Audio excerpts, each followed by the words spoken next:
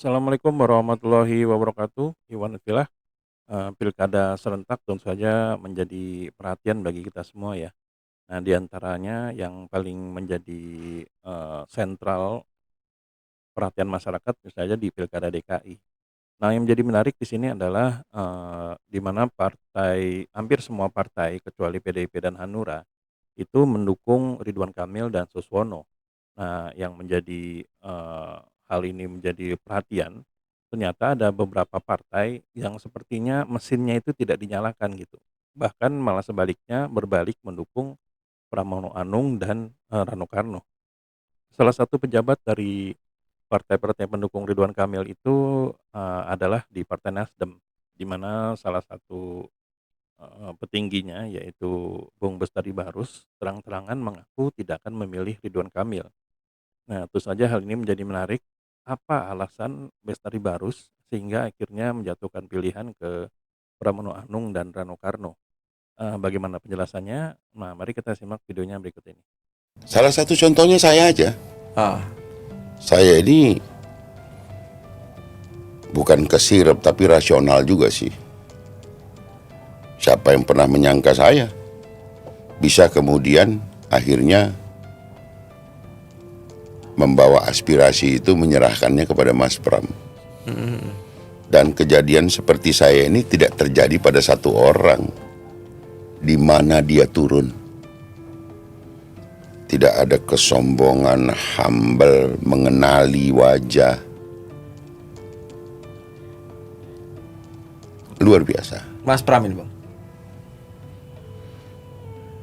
Dan programnya membumi. Yang jelas saya cukup banyak membaca RPJPD, bahkan RPJMD ikut membuat. Saya melihat apa yang disampaikan Mas Pram itu sebagai program umum itu memang itulah dia. Bukan imajinasi. Ada yang berimajinasi membangun Disneyland di Pulau Seribu dengan alasan, ini nih perlu nih, dengan alasan bahwa setiap minggu Jakarta kehilangan miliaran rupiah, triliunan bahkan dalam satu bulan, ya, triliunan karena spending money dari wisatawan yang mencapai angka 2 juta, kata Ridwan Kamil. sebelah sono. Makanya mau membuat Disneyland.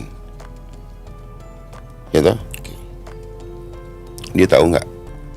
Sekarang ini Pulau Seribu kalau di musim libur Sabtu Minggu gitu terima tamu 7.000 itu engap bang. Berangkatinnya bingung mau lewat mana. Lah kalau 2 juta itu 2 kali penduduk Jakarta Pusat itu. Cara berangkatinnya ke sana gimana? Infrastrukturnya. Lantas untuk meletakkan orang sebanyak itu di Pulau Seribu, caranya gimana gitu?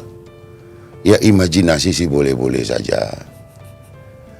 Tetapi realitas dan mencerdaskan atau Terukur atau tidak? terukur, artinya yuk lebih bagus berkampanye tentang Pulau Seribu akan kita jadikan destinasi wisata yang masif, mass tourism ataupun eksklusif yang agak ke atas, yang agak mahal sedikit ke atas, yang mass di sebelah selatan.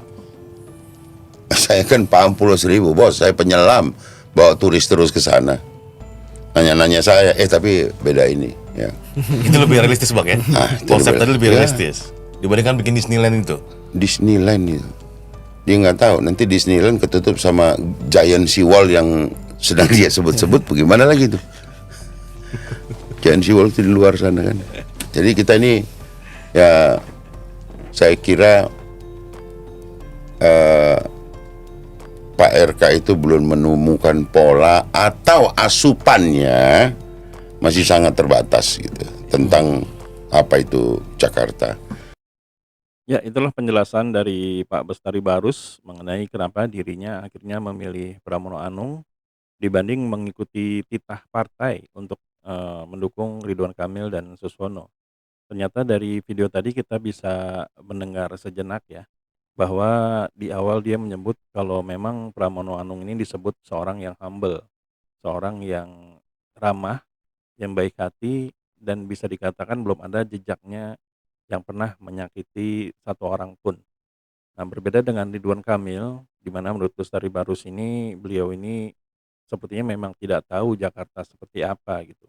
Jadi program-programnya semua itu hanya berimajinasi, imajinasi, dan imajinasi.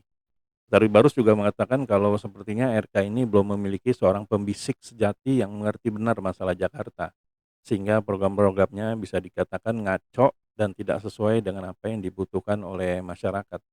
Salah satunya adalah RK itu tidak pernah meriset bagaimana bisa Disneyland yang kita tahu tempat hiburan yang paling besar ya, yang paling mewah, megah, yang ada di beberapa kota besar di dunia, itu mau ditempatkan di Pulau Seribu. Karena seperti yang Pak Bestari Barus bilang, Pulau Seribu itu menyambut tamu 7.000 aja itu udah ngap, udah sesak gitu, udah bingung mau ngapain itu tamu, mau diapain.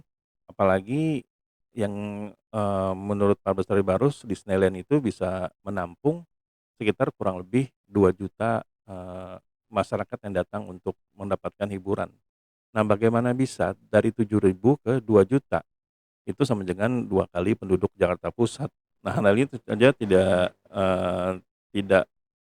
ya tidak sesuai lah dengan apa yang dibutuhkan masyarakat Jakarta. Belum lagi di antaranya adalah yang menyediakan gym di halte-halte, di pinggir jalan. Nah, itulah yang bisa dikatakan yang membuat kenapa seorang Bestari Barus akhirnya menjatuhkan pilihannya kepada Pramono Anung.